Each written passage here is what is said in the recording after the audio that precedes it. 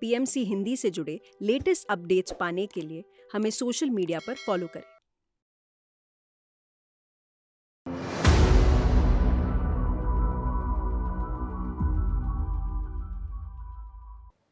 नमस्कार, आप सभी का स्वागत है डॉक्टर से पूछूं में। मैं हूं आपके साथ अंजलि। दोस्तों, आज 1 दिसंबर है, यानी कि वर्ल्ड एड्स डे, और आज का थीम रखा गया है लेट कम्युनिटीज लीड। विश्व एड्स दिवस का उत्सव उन लाखों लोगों की याद कराता है जो HIV और एड्स से प्रभावित हैं। ये दिन सार्वजनिक जागरूकता बढ़ाने, संबंधित संगठनों का समर्थन करने और समुदाय में संक्रमण को रोकने का मौका प्रदान करता है।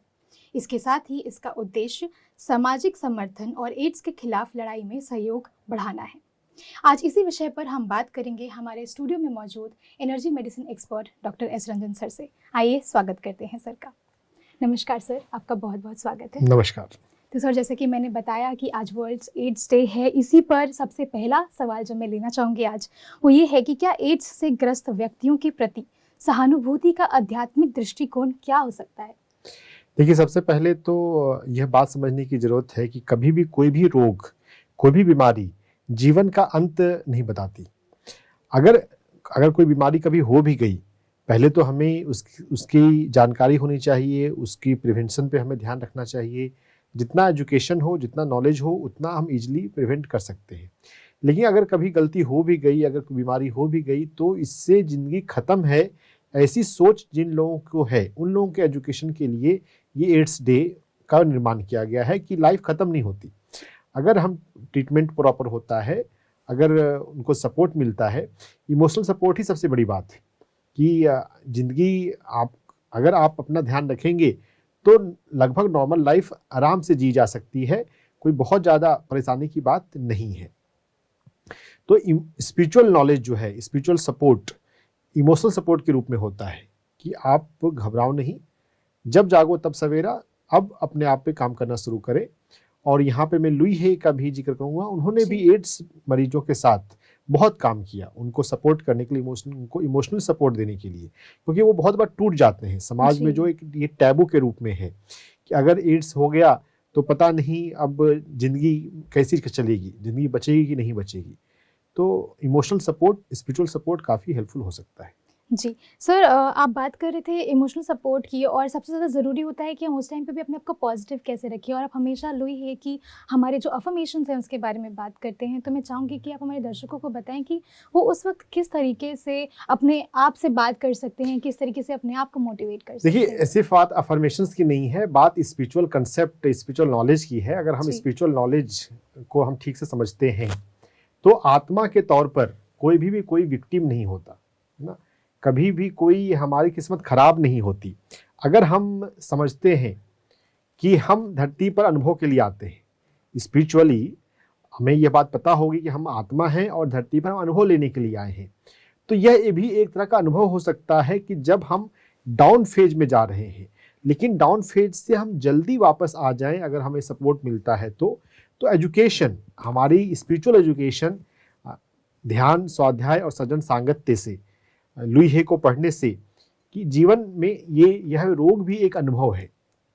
हम अपने आप, अपनी मेहनत से, भगवत गीता में आता है कि हम अपनी हेल्प खुद हम कर सकते हैं। हम खुद की हेल्प अगर हम करते हैं, अगर हम खुद की पॉजिटिव थिंकिंग सीखते हैं तो अपने आप को ऊपर उठा सकते हैं। एक इन्फेक्शन हो जाने से, HIV और एड्स का मैं यहाँ पे थोड़ा डिफरेंस बताऊंगा। अगर इन्फेक्शन है तो हर एक HIV एड्स नहीं बनता। अगर इन्फेक्शन होता है भी है तो वो लो, आपका जो CD4 काउंट कहते हैं, अगर CD4 काउंट काफ़ी लो होता है तभी इम्यूनिटी डिस्टर्ब होती है। इन्फेक्शन जो है, अगर प्रॉपर माइंडसेट रहे, प्रॉपर ट्रीटमेंट रहे तो एक नॉर्मल लाइफ जी जा सकती है। तो हमें अपने स्पिरिचुअल नेचर पर जानने की ज़रूरत है कि हम आत्मा हैं और आत्मा के रूप में धरती पर हम अनुभव के लिए आए हैं। कभी हैरान परेशान नहीं होने की ज़रूरत है। लेकिन हाँ, जो लोग चूँकि इसको ऐसा मानते हैं कि अब तो पता नहीं ज़िंदगी कितनी बची है, यह जानना है कि ज़िंदगी लगभग उतनी ही है, बहुत ज़्यादा प्रभावित नहीं होता है अगर आप प्रॉपर केयर करते हैं तो। अपने आप को खुद से नीचे ना गिराएं। अगर इन्फेक्शन हो गया है तो अब ज़्यादा विशेष केयर करना पड़ेगा, अपने अपने हेल्थ पे, अपने माइंडसेट पर ज़्यादा टाइम देना पड़ेगा, स्पिरिचुअल एजुकेशन की ज़रूरत पड़ेगी, अपने आप को अपलिफ्ट करना है। लेकिन हम नॉर्मल लाइफ जी सकते हैं। HIV एड्स बने कोई ज़रूरी नहीं है। अगर CD4 काउंट लो ना हो, इम्यूनिटी लो होती है एड्स जब होता है तो HIV के रूप में, यानी कि वो सिर्फ वायरल इन्फेक्शन, वायरस अंदर बॉडी में है लेकिन इम्यूनिटी डाउन नहीं है, अगर केयर कर रहे हैं तो एक नॉर्मल लाइफ जी जा सकती है। स्पिरिचुअल नॉलेज, स्पिरिचुअल एजुकेशन बहुत हेल्प कर सकता है। जी सर, आप बात कर रहे हैं स्पिरिचुअल नॉलेज की, तो मैं यहाँ पे ये पूछना चाहूँगी कि क्योंकि ये बीमारी ऐसी है कि हम लोग सुनकर कहीं ना कहीं अपना संतुलन थोड़ा सा ऐसा कर लेते हैं कि घबरा जाते हैं। तो क्या सर हम एक पॉजिटिव पुश अपने आप को कि शुरुआती दौर में हम कैसे अपने साथ बैठें और इसके ये सोचने बजाय कि बीमारी कितनी मुश्किल पैदा कर सकती है, ये सोचे कि हम खुद पे कैसे काम करें? देखिए, ये यहाँ पे ना जो इन्फेक्टिविटी, जो रेट ऑफ इन्फेक्टिविटी है उसके प्रति बहुत ज़्यादा गलत धारणा फैली हुई है। जैसे HIV पेशेंट या एड्स पेशेंट के पास बैठने से एड्स कभी नहीं फैलता है ना। इस बात की अगर समझ हो तो समाज में इसके प्रति वो बुरी भावना या गलत भावना नहीं रहेगी, जो कि हमारे समाज में अभी है कि लगता है कि अगर कोई एड्स है तो बहुत बुरा इंसान है। हाँ ठीक है, ये सेक्सुअली ट्रांसमिटेड डिजीज़ है, लेकिन ये STD के अलावा ये ब्लड ट्रांसमिशन से या इंजेक्शन से भी, अनस्टेरॉइड इंजेक्शन से भी फैल सकता है। तो अगर किसी व्यक्ति को HIV या एड्स है तो वो बुरा व्यक्ति है, ऐसा भी नहीं है। और फिर गांधी जी ने यह भी कहा कि शराब से नफरत करो, शराबी से नहीं।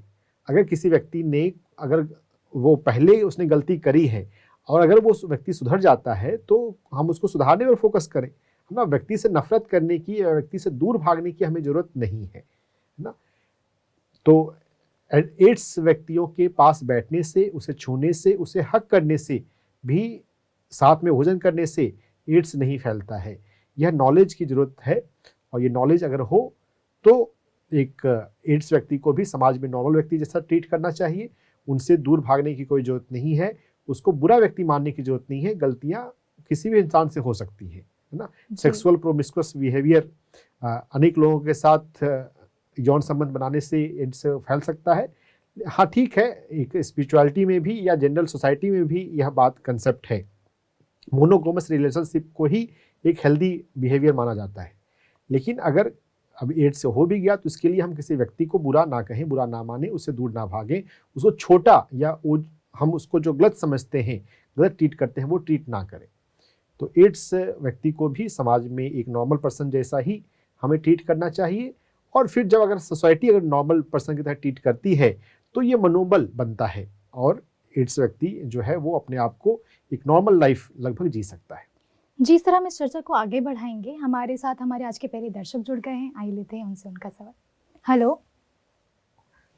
हेलो जी नमस्कार, आपका नाम और कहाँ से हैं आप? मेरा नाम उषा दवे, मैं अहमदाबाद से बोल रही हूँ। जी मैम, पूछिए अपना सवाल। मेरे को स्वास्थ्य बाबत में ऐसा पूछना है, मैंने अभी मेरा बॉडी चेक कराया जी। उसमें चेस्ट एक्सरे में मेरे लंग्स में कफ का लेयर हो गया है जी। तो वो दूर करने के लिए क्या करना है? जी, लंग्स एक्सरे में क्या हुआ है, फिर से बात बताइए आपकी। लंग्स में कफ जमा हो गया है, कफ का लेयर हो गया है। और आपको लक्षण क्या है, आपको तकलीफ क्या होती है? कफ, खांसी उधर। अच्छा, नहीं तो जो एक्सरे पे दिख रहा है उससे ज्यादा आपको ये बताना चाहिए कि आपको तकलीफ क्या होती है ना। तकलीफ हुई है, खांसी भरनी हो रही है। हाँ जी, तो बहुत लंबे टाइम से है, दवाएं इससे भी भरनी हो रही है। जी, उषा जी, ये बात समझना है कि दवाइयों से कभी हमारा हेल्थ नहीं आता।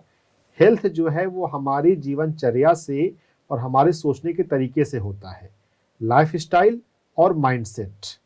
तो हमें अपनी जीवनचर्या को ठीक करना है, अपने माइंडसेट, सोचने के तरीके को ठीक करना है। खांसी, कफ जो है वो हमारे गले का रीजन और हमारे लंग का रीजन होता है ना। गले की तकलीफ कब होती है? गले की तकलीफ तब होती है जब हम अपनी बातों को ठीक से नहीं रखते हैं। अगर हम बोलना ठीक से सीख जाएं, अपने आप को ठीक से एक्सप्रेस करना सीख जाएं, तो हमें खांसी की प्रॉब्लम और गले की प्रॉब्लम नहीं होगी या कम होगी। तो आपको यह सीखना है कि आप अपनी बातों को कभी दबाएं नहीं। जहां पर बोलने का भाव आपको आता है, आप सही शब्दों में, सही टोन में अपनी बातों को जरूर रखें, अपनी बातों को एक्सप्रेस करें। जब हम अपनी बातों को दबाते हैं, जब हमारा कम्युनिकेशन, हमारा बोलना हेल्दी नहीं है, तभी ये खांसी की प्रॉब्लम होती है। लुई हे की किताब इसलिए आपको पढ़नी चाहिए। हम अपने माइंडसेट पर काम करें। ये अंग्रेजी और हिंदी दोनों भाषा में ये उपलब्ध है। तो जब हमारा माइंडसेट हेल्दी हो, तभी हमारा शरीर हेल्दी हो सकता है। दवाइयों से कभी बीमारी ठीक नहीं होती है। टेम्परली सिम्टम में इंप्रूवमेंट कभी आते हैं तो हमको लगता है बीमारी ठीक हो गई, वह तो हम आराम करने से भी आते हैं। आज दोपहर में, सुबह में अगर मुझे थोड़ा सा माइल्ड फीवर जैसा लग रहा था, तो मैंने थोड़ा सा ध्यान में मैं एक्स्ट्रा बैठ गया, एक्स्ट्रा बैठा, एक्स्ट्रा एनर्जी आई, मैं ठीक हो गया। तो ध्यान के अभ्यास से कॉस्मिक एनर्जी को अपने पास बुलाकर हम आपको ठीक कर लेते हैं। दवाइयों, जो हमारे ये सोच बन गई है कि बीमारी होती है तो दवाइयाँ लेनी है, ये हेल्दी नहीं है। हमें कॉस्मिक एनर्जी लेनी है, हमें अपने माइंड पर काम करना है, और हमें अपनी जीवनचर्या को, अब जीवनचर्या का मतलब जो हमारा वात, पित्त और कफ नेचर होता है, और जो मौसम होता है, बदलते मौसम के अनुसार हमें अपना खान पान में बदलाव लाना चाहिए। अब अगर विंटर अगर शुरू हो रहा है तो हमें अपने भोजन में थोड़ा बदलाव लाना पड़ेगा। हम अपनी नींद को डिस्टर्ब करते हैं, रात में देर से जगते हैं, देर तक सुबह सोते हैं, तो भी हमारी जो हेल्थ है वो खराब होगी। तो प्रकृति का सम्मान करना चाहिए, उगते सूरज को प्रणाम करना चाहिए। अगर हम सूर्य प्रकाश को लेते हैं टाइम पर, हम सूरज के जगने के साथ हम जगते हैं, तो हमारे बीमार पड़ने की संभावना बहुत कम होती है। तो दिनचर्या को रेस्पेक्ट करना है, दिनचर्या अच्छी रखनी है, अपने भोजन को सही रखना है, दवाइयों पर हेल्थ आए ऐसा सोच नहीं रखना है। आप कफ की बात बता रहे हैं तो मैं एक्यूप्रेशर पॉइंट भी बता देता हूँ। LU5 acupressure point. अब खांसी जो है, अगर सूखी खांसी हो तब ये LU5 एक्यूप्रेशर पॉइंट काम आएगा। LU5 एक्यूप्रेशर पॉइंट हमारी कलाई पर होता है। मैं अपनी टीम से एक रिक्वेस्ट करूंगा कि LU5 आप स्क्रीन पर दिखा दें। अगर सूखी खांसी हो, अगर कफ जो है, अगर ड्राई कफ है, तो LU5 एक्यूप्रेशर पॉइंट के मसाज करने से आपको यहाँ पर फायदा हो सकता है। दोनों हाथों में एक्यूप्रेशर पॉइंट का मसाज करना है। खांसी, सूखी खांसी में ये कफ जो है, ये LU5 एक्यूप्रेशर पॉइंट हेल्प कर सकता है। और अपने मन पर काम करना, अपनी बातों को एक्सप्रेस करना, और नियमित ध्यान का अभ्यास, ध्यान के रेगुलर प्रैक्टिस से भी सभी बीमारियां ठीक होती हैं। हर एक बीमारी में ऊर्जा का इम्बैलेंस एक बड़ा कारण है। ऊर्जा डिस्टर्ब हुई है तो ऊर्जा को ध्यान के अभ्यास से ऊर्जा आएगी, दवाइयों से ऊर्जा नहीं आएगी। तो ध्यान का अभ्यास करेंगे तो ठीक रहेंगे, आप बिना दवा के ठीक हो जाएंगे। उषा जी, ध्यान करें, लुई हे पढ़ें और अपने माइंडसेट पर काम करें। जी, बहुत बहुत शुक्रिया मैम, आपने ये सवाल हमसे पूछा, और मैं आशा करती हूँ कि जिन जिन क्रियाओं के बारे में सर ने आपको बताया होगा, आपको ज़रूर करेंगी, इससे आपको फ़र्क ज़रूर पड़ेगा। सर, एक सवाल मैं इसी में लेना चाहती हूँ, जैसे आप बता रहे थे, और हम क्योंकि हमेशा अपने शो के माध्यम से बताते हैं कि दवाइयों से कैसे दूर रहा जा सकता है, इसके साथ ही साथ नेचुरल रेमेडीज़ के बारे में अगर आप थोड़ा बताएं कि क्योंकि अभी विंटर्स भी शुरू हो रहे हैं, तो ये खांसी, बलगम, ऐसी चीज़ें बहुत ज़्यादा लोग फेस करते हैं, तो क्या ऐसे नेचुरल रेमेडीज़ हैं जिसका इस्तेमाल हम कर सकते हैं? नेचुरल रेमेडीज में जिन जिन चीज़ों को गर्म कहा जाता है, जैसे अदरक है, काली मिर्च है, इनका सेवन अगर हम करते हैं ना, ये हल्दी पानी है, गर्म पानी में हल्दी डाल के पीना है, वो हमारे शरीर को गर्म करता है ना। बहुत सारे लोग गर्मी में लेते हैं, कितने लोग तो normal time through out the year भी लेते हैं।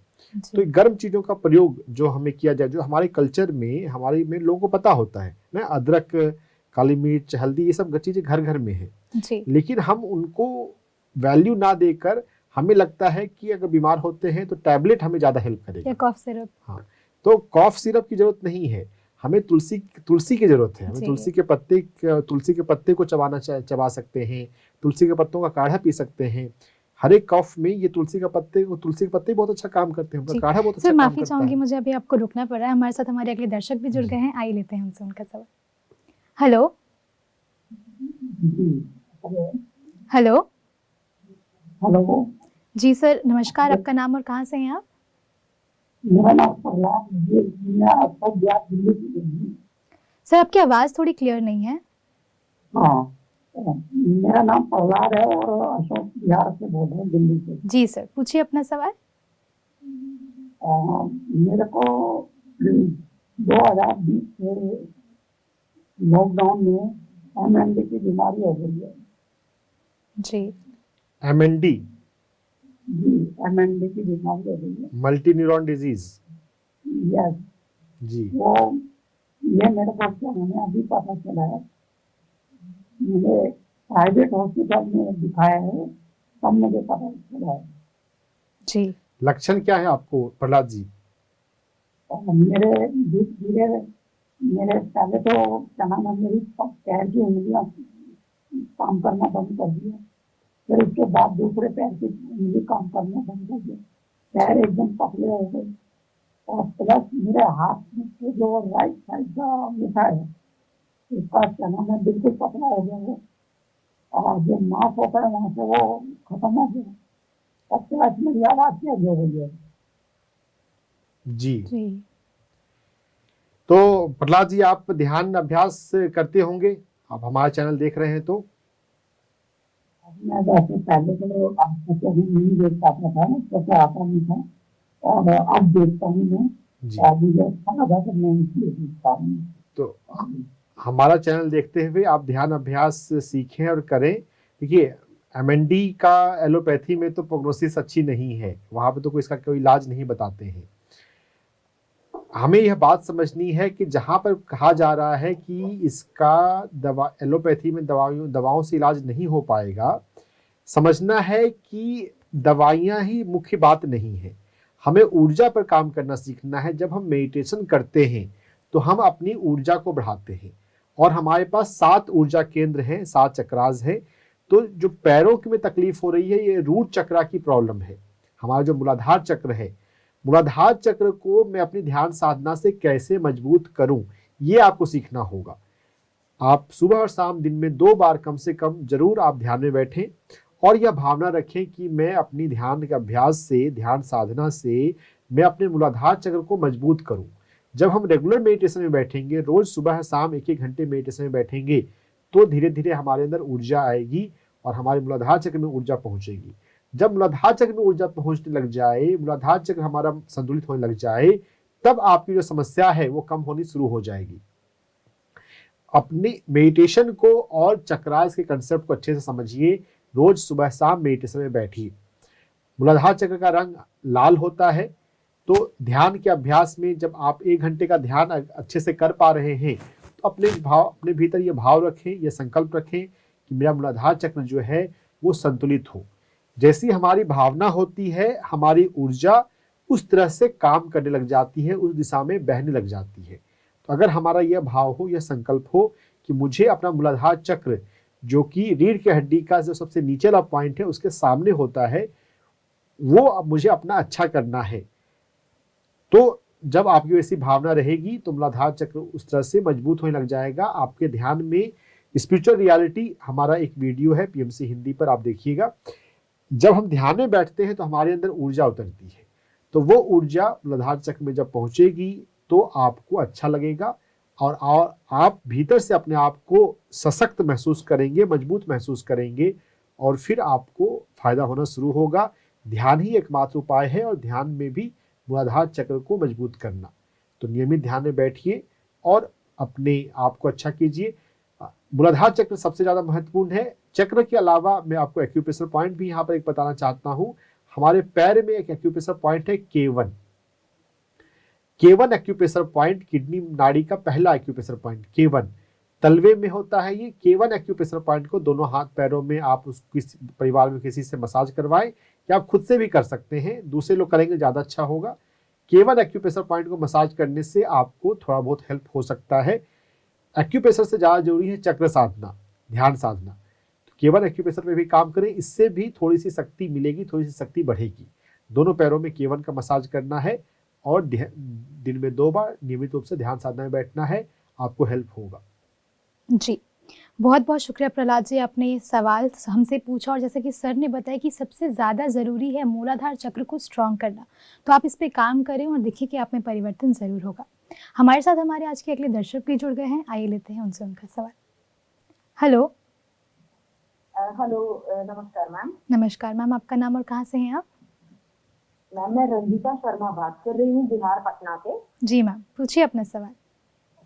जी एक्चुअली मैम मेरी परेशानी ये है कि मैं पिछले 30 साल से मुझे एपिलेप्सी की प्रॉब्लम है। मुझे एपिलेप्सी आप समझ ही रहे होंगे, मतलब अटैक्स आते हैं मुझे बहुत ऑफन, और उसमें बहुत ज्यादा डैमेज होता है, दांत वगैरह टूट जाते हैं गिरने से, बहुत ब्लीडिंग है, मतलब जी। बहुत मुश्किल पेनफुल प्रोसेस है। और दूसरा मैम पिछले 3 साल से मुझे डायबिटीज भी डायग्नोज हुआ है। HbA1c मेरा 10.5 के आसपास रहता है। जी। तो आई रिक्वेस्ट अगर आप बता सकें कि कोई अगर कुछ है ट्रीटमेंट तो उसका मैम। जी मैम, हाँ। बिल्कुल। देखिए, डायबिटीज के लिए आपको मिलेट्स का प्रयोग करना चाहिए। 5 मिलेट्स जो हैं वो हमारे रोगों को ठीक करने के लिए बहुत अच्छा काम करते हैं। मोटा अनाज बाजरा रागी के परिवार का 5 मिलेट्स है। मिलेट्स टोटल 10 तरह के होते हैं, लेकिन उन 10 में ये 5 तरह के जिनका चित्र आपको दिखाया जा रहा है, आप इनको बनाना और खाना सीखें। आपको गेहूं और चावल बंद करके मिलेट्स पर शिफ्ट कर जाना चाहिए। 5 मिनट्स के को खाने से ये आपके रोग को, डायबिटीज को ठीक करने में हेल्प करेगा। इसके साथ साथ आप ध्यान साधना करते ही होंगे। ध्यान साधना करते हुए हमें अपने चक्रों के बारे में समझना है, और जो डायबिटीज है वो हमारे मणिपुर चक्र की गड़बड़ी की प्रॉब्लम से होता है। तो मणिपुर चक्र को दूर करने के लिए पीले रंग के फूलों के साथ ध्यान करना बहुत हेल्प करता है, क्योंकि हमारा जो मणिपुर चक्र है वो पीले रंग का है। और हर एक प्रकृति में ऊर्जा है। प्रकृति के हर एक पेड़ पौधे के पास, और सबसे अधिक ऊर्जा फूलों के पास होती है। तो अगर हम फूलों से जुड़ते हैं, फूलों के माध्यम से अपने चक्रास को, अपने ऑरा को ठीक करते हैं, तो ये बहुत अच्छा काम करता है। पीले फूल अपने घर में लगाएं और पीले फूलों के साथ ध्यान करने के लिए बैठिए। फूलों को रिक्वेस्ट करते हुए, फूलों को धन्यवाद देते हुए, फूलों को अपनी ऊर्जा से, अपने ऑरा से जोड़ने का रिक्वेस्ट करते हुए ध्यान में बैठिए। तो आप लिटरली फील करेंगे कि फूल की ऊर्जा से आपकी ऊर्जा जुड़ जाती है, और इस तरह से आप अपने मणिपुर चक्र को ठीक कर सकते हैं। मणिपुर चक्र को ठीक करने से आपका डायबिटीज जो है वो कंट्रोल में हो सकता है।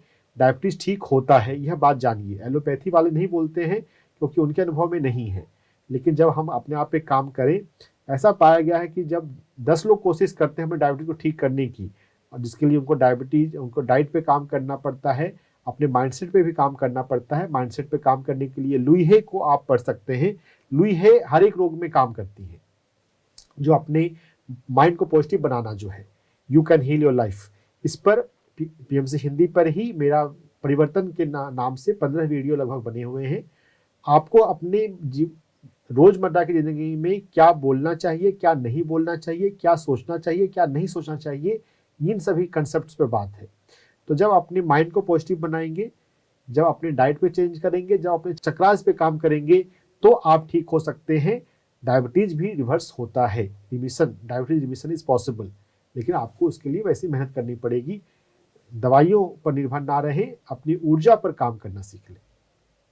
जी, बहुत बहुत शुक्रिया रंजिता जी, आपने ये सवाल हमसे पूछा, और जैसे कि सर ने बताया कि फ्लावर मेडिटेशन, क्योंकि हम कोशिश करते हैं कि हम ज़्यादा से ज़्यादा नेचुरल जो रेमेडीज़ हैं उनका इस्तेमाल करें, तो फ्लावर मेडिटेशन और अफर्मेशंस का इस्तेमाल करें, और जो किताब सर ने बताई लुइस एल हे की किताब, उसको भी पढ़ें, आप में बदलाव ज़रूर होगा। हमारे साथ हमारे अगले दर्शक भी जुड़ गए हैं, आइए लेते हैं उनसे उनका सवाल। हेलो। हेलो जी नमस्कार मैम, जी, नमस्ते मैम। आपका नाम और कहाँ से हैं आप? मैम मेरा नाम गौरी देसाई है, मैं महाराष्ट्र नंदुरबार से बात कर रही हूँ। जी मैम, पूछिए अपना सवाल। मैम मेरा क्वेश्चन मेरी बच्ची से रिलेटेड था। वो 9 साल की है, और मैम बच्ची को मतलब कहते हैं ये वेदर जैसे ही चेंज होता है, और बार बार सर्दी जुकाम बुखार, मतलब इम्यून सिस्टम उसकी वीक है, तो मैम उसे इंक्रीज करने के लिए मैं आपसे हेल्प चाहती थी। बहुत बढ़िया गौरी जी।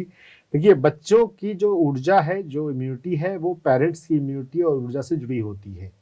तो बच्चों की इम्यूनिटी पर आप काम करें, अच्छी बात है, लेकिन साथ ही साथ आप अपनी इम्यूनिटी और अपनी ऊर्जा पर भी काम करें। अपनी ऊर्जा पे, अपनी इम्यूनिटी पे कैसे काम कर सकते हैं, आप हमारा चैनल देखते हैं तो आप ध्यान का अभ्यास करते होंगे, ऐसा मैं मानता हूँ। नियमित रूप से हमें दिन में 2 बार ध्यान में बैठना चाहिए। आधे घंटे से 1 घंटे ध्यान में बैठिए। ध्यान करने से सबसे अच्छी हमारी इम्यूनिटी अच्छी होती है। इसके साथ साथ इम्यूनिटी के लिए यहाँ पर जो चक्रा जिम्मेदार हैं वो रूट चक्रा और मणिपुर चक्रा है, मूलाधार चक्र और मणिपुर चक्र। तो इन दोनों चक्रों के बारे में पढ़िए और इनको कैसे मजबूत कर सकते हैं उसके बारे में आप सीखिए। भोजन के माध्यम से अगर आप ठीक करना चाहें तो 5 मिनट्स का प्रयोग और हल्दी का प्रयोग, यह हमारी इम्यूनिटी को अच्छा करता है। हल्दी पीना बहुत अच्छा काम कर सकता है। गर्म पानी में हल्दी डाल के उसमें स्वाद के अनुसार शहद भी डाल सकते हैं, नहीं तो सिर्फ हल्दी पानी भी पिया जा सकता है। हल्दी पानी पीने से हमें इम्यूनिटी जो है वो बढ़ती है। और हल्दी जो है वो मणिपुर चक्र का रंग पीला है और हल्दी का रंग भी पीला है, तो यह भी जानिए कि इस तरह से वो भी मणिपुर चक्र की ऊर्जा से जुड़ा हुआ है। पीले रंग के फूलों के साथ ध्यान बैठने से भी मणिपुर चक्र हमारा ठीक होता है, तो मणिपुर चक्र को वैसे ठीक करें। और मूलाधार चक्र को ठीक करने के लिए हमें प्रकृति से जुड़ना। जो मूलाधार चक्र जो है वो हमारे स्पाइन के नीचे जो सबसे पहला बोन है उसके सामने होता है ना। तो जब हम चलते हुए जब हमारा पैर जमीन पे टच होता है तो उससे हमारा मूलाधार चक्र जो है वो प्रभावित होता है। तो ऐसे डांस स्टेप्स जिसमें हमारे पैर थाप देते हैं जमीन पर, वो मूलाधार चक्र के लिए अच्छा होता है। तो आप छोटे बच्चे को डांस क्लास में भी भेज सकते हैं, उससे भी मूलाधार चक्र जो है वो हमारा मजबूत होता है। मूलाधार चक्र पे और मणिपुर चक्र के बारे में पढ़िए, समझिए, उस पर काम कीजिए। ये दोनों चक्र जितने मजबूत होंगे उतनी इम्यूनिटी अच्छी होगी और ऊर्जा बढ़ाते हुए आप अपनी इम्यूनिटी को और अपने साथ साथ अपने बच्चे की इम्यूनिटी को अच्छा कर सकते हैं। जी, बहुत बहुत शुक्रिया गौरी जी, आपने सवाल हमसे पूछा। और जैसे कि सर ने बताया कि बच्चे जो हैं वो हमारे खुद के रिफ्लेक्शंस होते हैं, अपने पेरेंट्स के रिफ्लेक्शंस होते हैं, तो आप खुद पे कैसे काम कर सकते हैं ये देखें। और जो डांस क्लासेस के बारे में सर ने बताया, क्योंकि उससे मूलाधार चक्र जो है वो भी स्ट्रांग होगा, इन सब पर काम करेंगे तो आपके बच्चे में जो है बदलाव ज़रूर होगा। बहुत बहुत शुक्रिया, आपने कॉल किया। हमारे साथ हमारे अगले दर्शक भी जुड़ गए हैं, आइए लेते हैं उनसे उनका सवाल। हेलो। हाँ जी, नमस्कार जी। नमस्कार मैम, आपका नाम और कहाँ से हैं आप?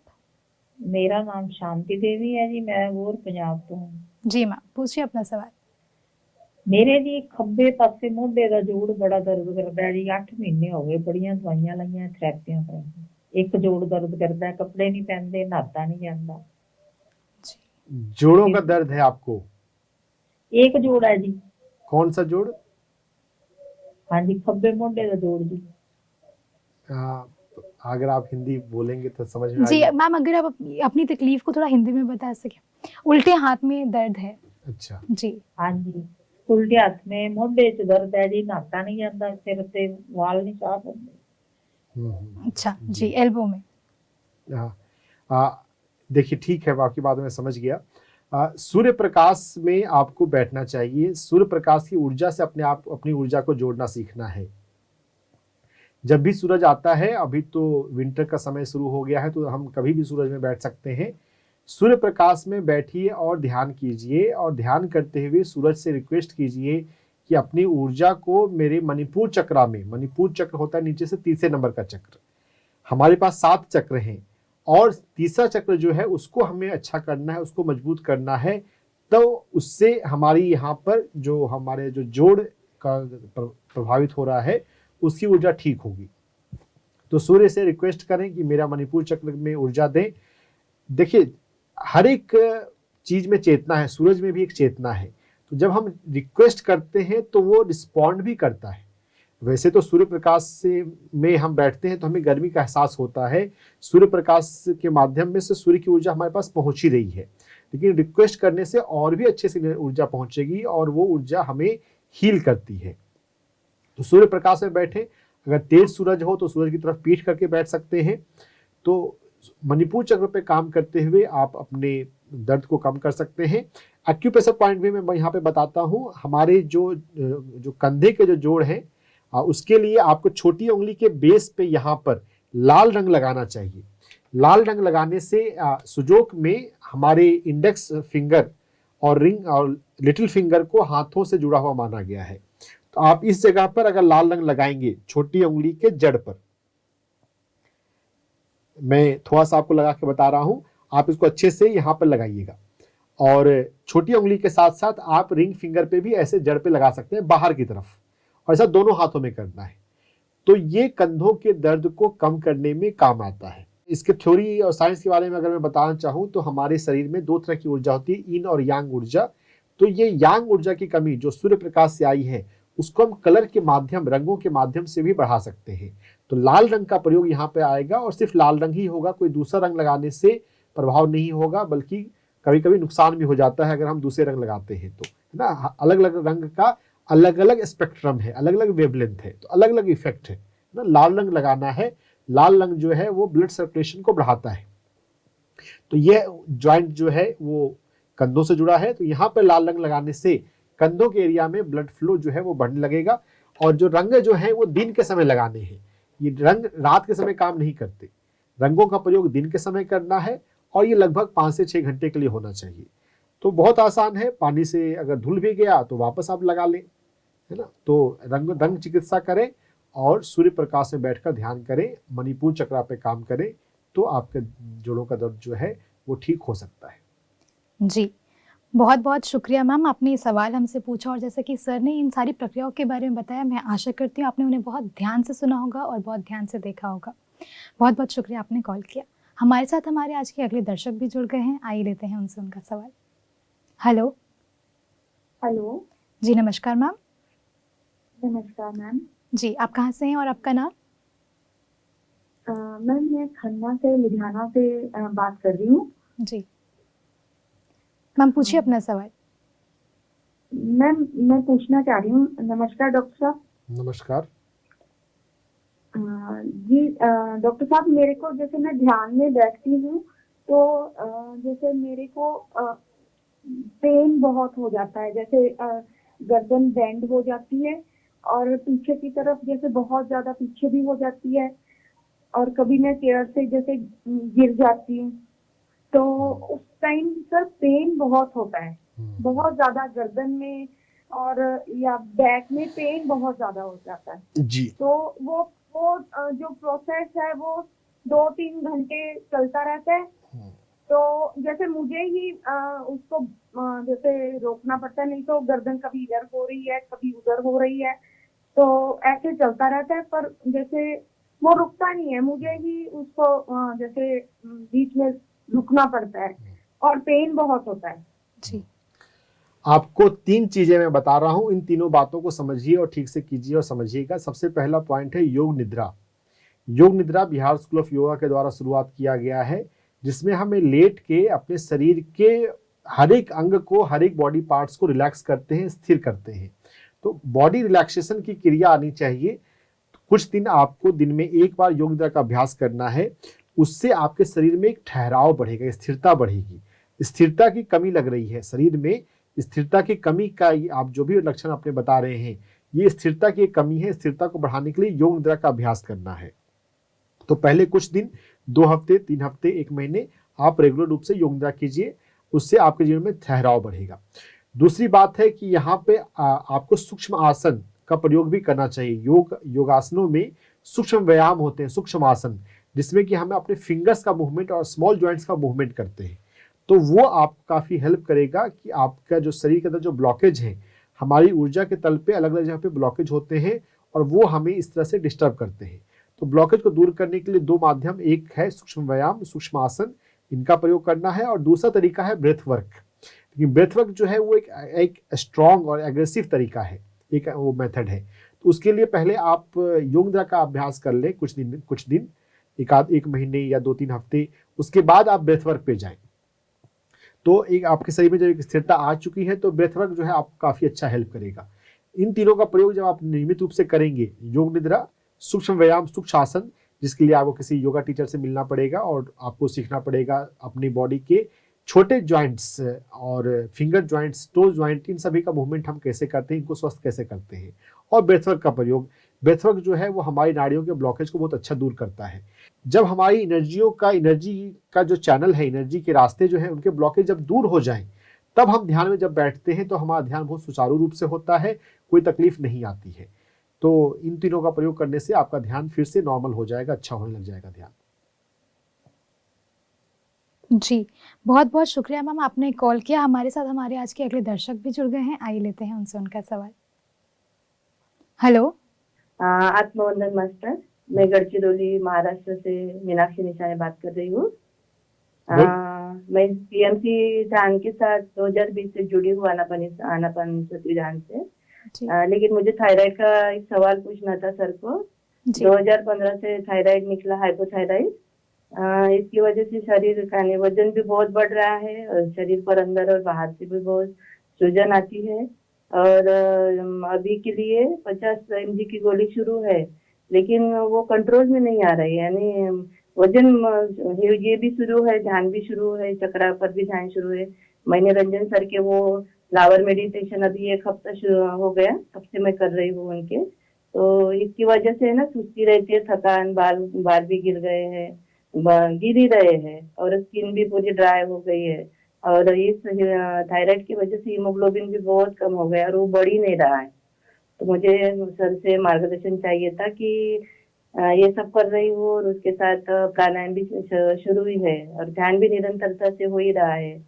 अभी जो सवाल पूछे ना उसके बाद बहुत सारे जवाब है मेरे पास, यानी कि योग निद्रा वगैरह होती है, लेकिन क्या कौन सी वजह जिस वजह से मेरा वो कंट्रोल में नहीं हो रहा है। मुझे ये गोली छोड़नी है, लेकिन छूट ही नहीं रही है।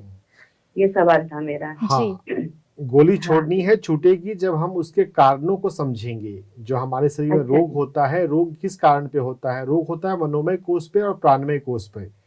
अपने मन को ठीक करने के लिए हमें लुईहे को पढ़ना है और अपनी थिंकिंग प्रोसेस को, हमारा जो सोचने का ढंग है उसको ठीक करना है। थायराइड होने का एक बड़ा कारण होता है अपने आप को एक्सप्रेस नहीं करना, अपने मन की बातों को मन में दबा लेना, मन में दबा के रखना।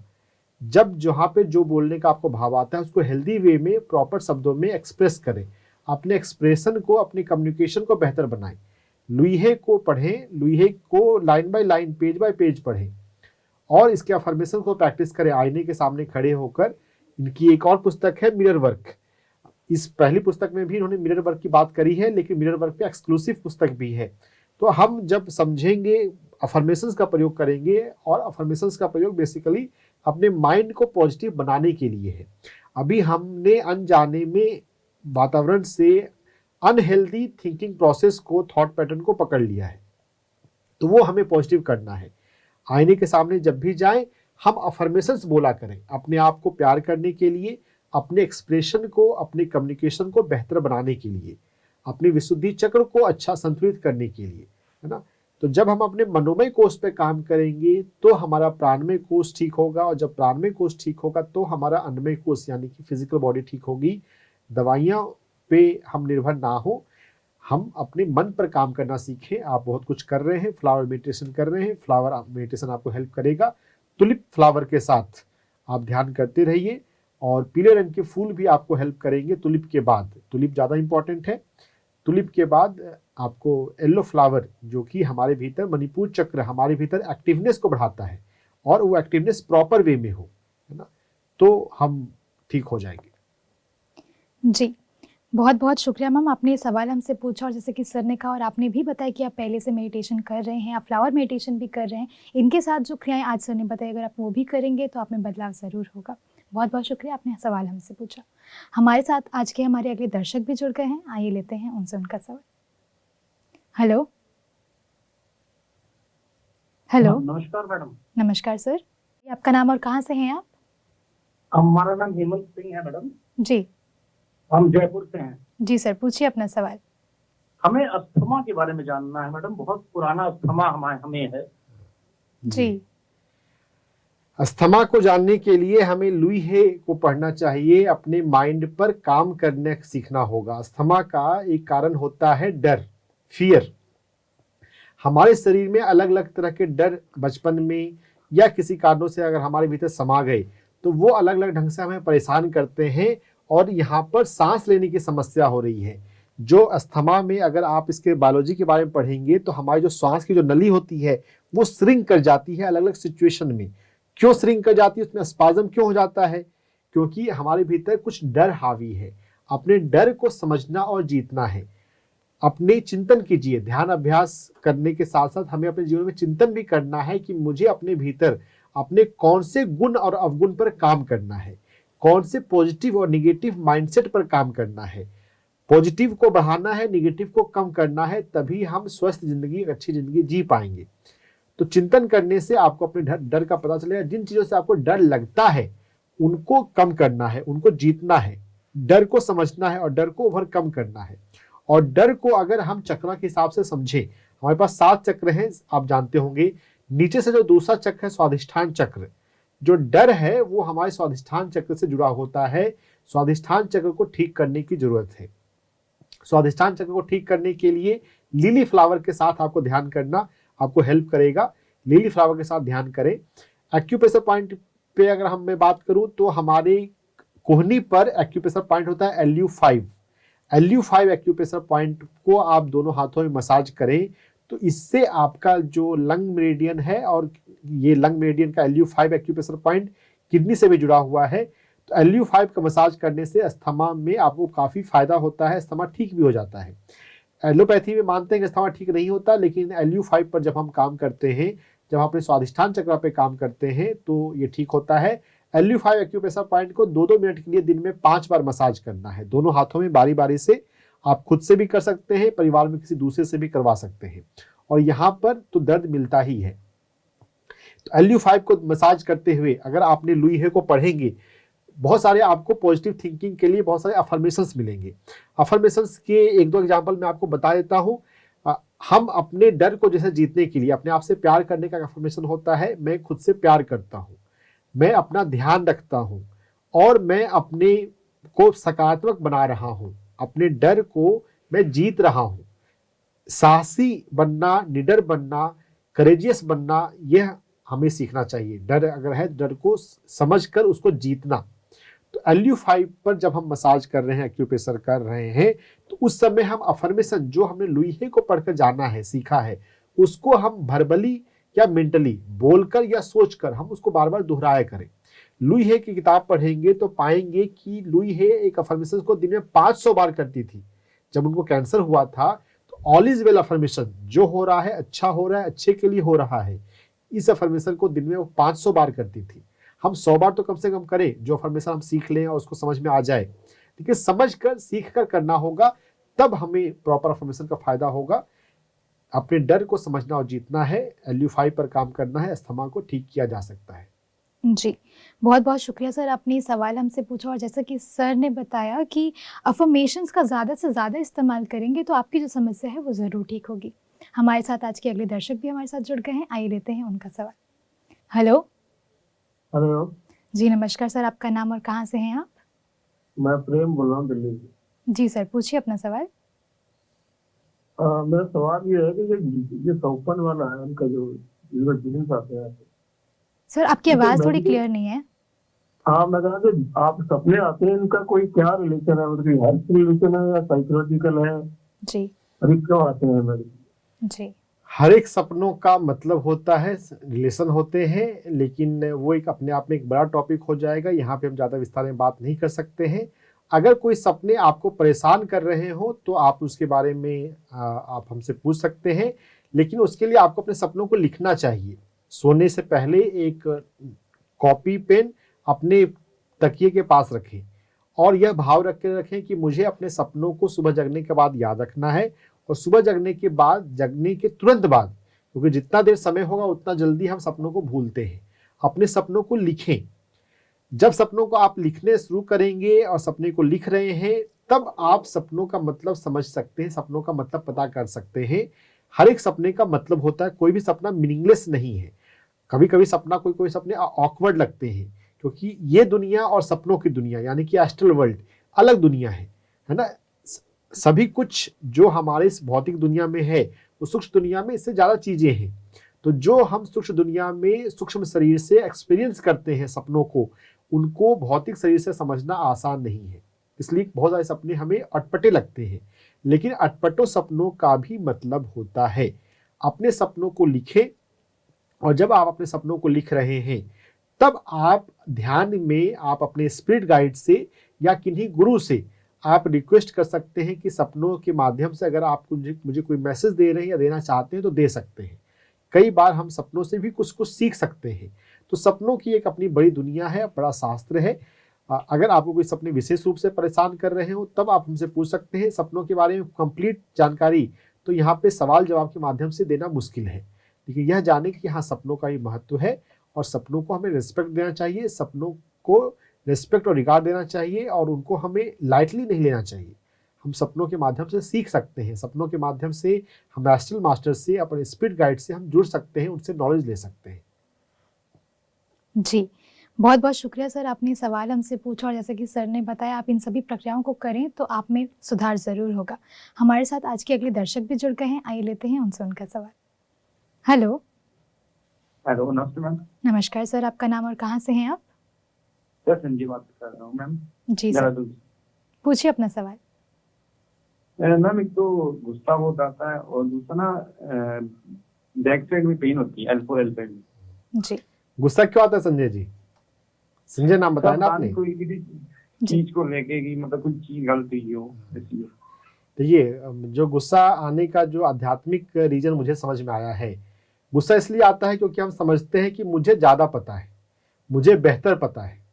तो सामने वाले व्यक्ति पर जब दूसरे व्यक्ति पे गुस्सा आता है, कभी कभी किसी के कुछ टाइम में खुद पे भी गुस्सा आता है, लेकिन यहाँ पे दूसरे व्यक्ति पे जो गुस्सा आता है उसके रिगार्डिंग में बात कर रहा हूँ कि जब हमको ऐसा लगता है कि मुझे ज़्यादा पता है, सामने वाले व्यक्ति से मुझे ज़्यादा पता है, सामने वाला व्यक्ति मेरे जैसा व्यवहार क्यों नहीं कर रहा है, तो हमें गुस्सा आता है। तो इस गुस्से को दूर हटाने के लिए हमें इस आध्यात्मिक समझ को पैदा करने की जरूरत है कि हर एक व्यक्ति अपनी समझ के अनुसार जीवन जी रहा है और हमें हर एक व्यक्ति की बुद्धि का सम्मान करना चाहिए, चाहे वो छोटा बच्चा ही क्यों ना हो। और हर एक, हम रोबोट तो है नहीं, हम मशीन तो है नहीं, सभी का अपनी अपनी बुद्धि है, सभी की अपनी अपनी समझ है। तो हर एक व्यक्ति जिस बुद्धि और समझ को रखता है उसके अनुसार वो व्यवहार करता है, उससे अनुसार वो बोलता है। तो हम उस व्यक्ति का सम्मान करते हुए हम उसको अलाउ करें। हमसे वो जूनियर है, हमसे वो सीखने के लिए तैयार है, तो टाइम टू टाइम हम उसको एजुकेट कर सकते हैं, हम उसे समझा सकते हैं, लेकिन समझाना प्यार से होना चाहिए। अगर हम उससे गुस्से में बात करेंगे तो गुस्से में बोला हुआ बात ज़्यादातर सामने वाला व्यक्ति रिसीव नहीं करता है। तो ये एक कारण है। गुस्सा जो है वो हमारी मणिपुर चक्र से भी जुड़ा हुआ है, हमारे लीवर से जुड़ा हुआ है। अगर हमारा किसी व्यक्ति का लीवर की ऊर्जा कम हो तो उसको गुस्सा ज़्यादा आता है, और जितना वो गुस्सा करता है उतना उसका लीवर खराब होता है। लीवर और मणिपुर चक्र, और मणिपुर चक्र आपका खराब होगा तो बैक पेन तो होगा। तो बैक पेन का कारण आपका गुस्सा करना भी है। अगर आप गुस्सा करना कम करेंगे, जिसके लिए मैं बता रहा हूं कि आप हर एक व्यक्ति का सम्मान करें, उसकी बुद्धि का, उनकी समझ का, और धैर्य के साथ अपनी बात कहें जब कभी आपको कहने की जरूरत हो। सबको कहने की जरूरत नहीं है ना, दुनिया में सबको नहीं कह सकते। हम उन्हीं को कुछ कह सकते हैं जो हमें समझते हैं, हमें रेस्पेक्ट देते हैं, हमारी बातों को वो सुनेंगे। अगर आप रैंडमली लोगों को बोलें तो आपकी बातों का महत्व नहीं है, क्योंकि आपका महत्व नहीं है। जो लोग आपका महत्व देते हैं, आपको सम्मान करते हैं, आपको रेस्पेक्ट करते हैं, उनको अगर आप प्यार से बोलेंगे, आराम से बोलेंगे, तो आपकी बातों को सुनेंगे। हर जगह पे बोलने की जरूरत नहीं है जी। तो इन बातों को समझते हुए जब आप अपने गुस्सा को कंट्रोल करेंगे तब आपका बैक पेन ठीक होगा। गुस्से को समझिए, गुस्से को कंट्रोल कीजिए, बैक पेन ठीक हो जाएगा। जी, बहुत बहुत शुक्रिया सर, आपने सवाल हमसे पूछा। हमारे आज के अगले दर्शक भी जुड़ गए हैं, आइए लेते हैं उनसे उनका सवाल। हेलो। हाँ हेलो, नमस्ते जी नमस्कार सर, आपका नाम और कहाँ से हैं आप? नरेश सिंह, लखनऊ से। जी सर, पूछिए अपना सवाल।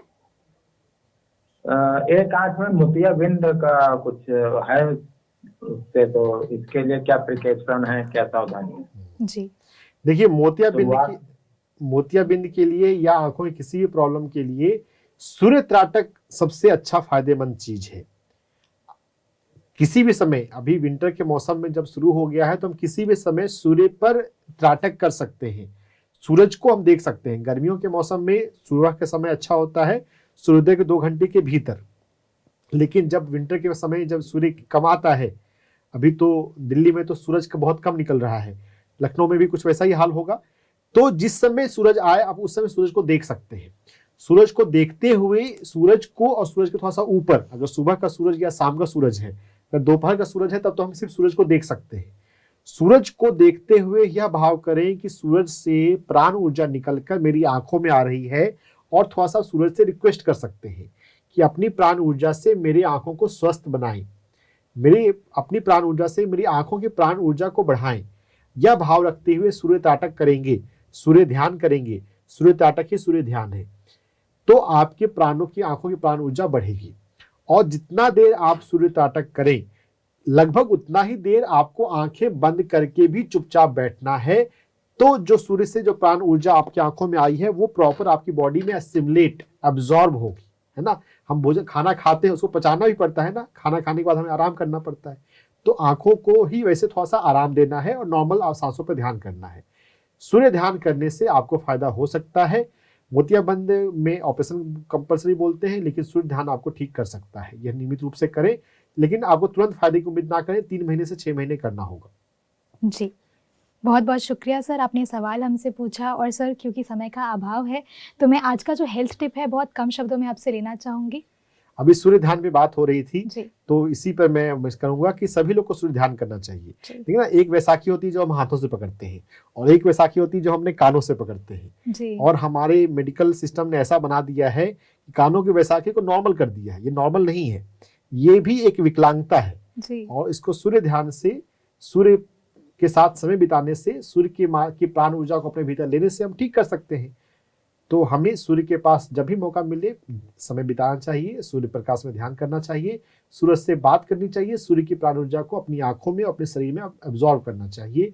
तो ये हमें स्वस्थ रखने में बहुत हेल्प कर सकता है। और वैसे भी सर अभी सर्दियाँ शुरू हो गई हैं तो इसमें तो ज़्यादा से ज़्यादा लोग सनलाइट में बैठेंगे। तो जब नॉर्मल बैठते हैं उस समय अगर ध्यान करते हुए बैठे, उस समय अगर सूरज से बात करें कि अपनी प्राण ऊर्जा को मैं अपने चक्रों में धारण करना चाहता हूँ, धारण करने के लिए मैं तैयार हूँ, तो हम ज्यादा अपने आप को हील कर पाएंगे। जी, तो बहुत बहुत शुक्रिया सर, आपने हमारे सभी दर्शकों के सवाल बहुत ही खूबसूरती से उन सभी सवालों के जवाब दिए। और आज क्योंकि वर्ल्ड एड्स डे था, इस पे भी अगर आप 1-2 शब्दों में कुछ बताना चाहें कि जैसे आपने कहा कि घबराना नहीं है उस चीज़ पे। एड्स देखिए, पहले प्रिवेंशन तो सबसे ज़्यादा बेहतर है कि हम ध्यान रखें, अपने लस्ट पे हम ना जाएं और अपनी सेक्सुअलिटी, सेक्सुअल प्रोमिस्क्यूअस बिहेवियर एक बड़ा कारण होता है, वैसे ब्लड ट्रांसफ्यूजन और नीडल से भी हो जाता है। तो पहले तो हमें अपने जीवन में लापरवाही नहीं करनी है ताकि बीमारी ना हो। लेकिन अगर हो भी जाए तो घबराएं नहीं। अगर हम इलाज करते हैं, अगर हम अपने मोरल सपोर्ट और इमोशनल सपोर्ट को अच्छा रखते हैं, स्पिरिचुअलिटी का सहारा लेते हैं, तो नॉर्मल जिंदगी जी सकते हैं। घबराने की जरूरत नहीं है। जब जागे तब हम अपने जीवन में सवेरा ला सकते हैं। जी। तो हिम्मत रखें और सीखें और आगे जीवन जिए। जी, बहुत बहुत शुक्रिया सर एक बार फिर से, क्योंकि आज इतने सारे दर्शक हमारे साथ जुड़े, उन सभी दर्शकों के सवाल भी आपने बहुत खूबसूरती से दिए, इसका एक बार फिर से बहुत बहुत शुक्रिया। Thank you. तो दर्शकों, मैं आप सभी को बताना चाहती हूँ कि जो आज हमसे नहीं जुड़ पाए वो हमसे फिर जुड़ सकते हैं अगले शुक्रवार शाम 5 से 6 और पूछ सकते हैं अपने सभी स्वास्थ्य संबंधित प्रश्न। तब तक के लिए देखते रहिए PMC हिंदी। नमस्कार। PMC हिंदी, बदले जीवन।